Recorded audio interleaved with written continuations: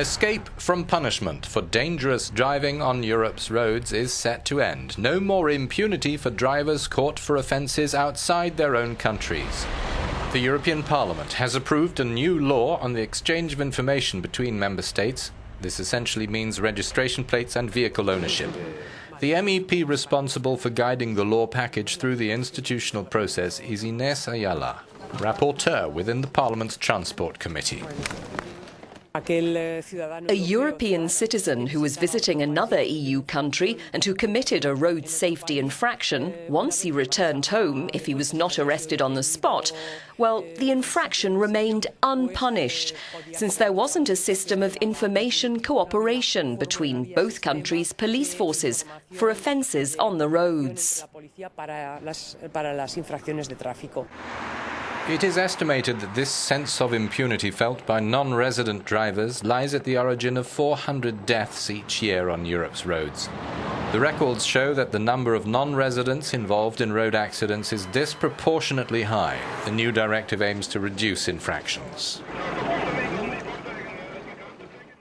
8 infractions are covered: speeding and running red lights, driving under the influence of alcohol or another drug, not using a seatbelt or not wearing a helmet,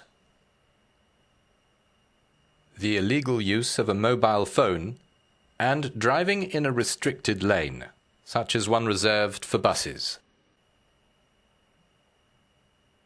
But not all the EU countries fall within the scope of the Sanctions Directive.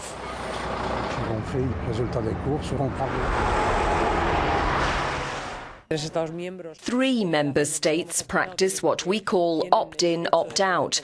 This means they have the right to not be covered by a directive, and this is the case of the UK, Ireland and Denmark, although Ireland has said it intends to participate, to opt in. The UK has discussed it and may do so again. The country where an infraction occurs will request information relating to a given number plate, stating the type of infraction and the date and time it happened. The country in which a plate is registered is legally bound to provide the ownership data.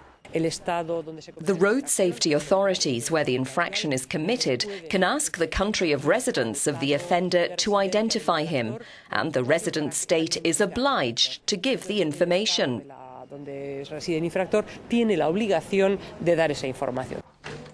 The directive will not come into effect immediately, and probably not at the same time in all EU states.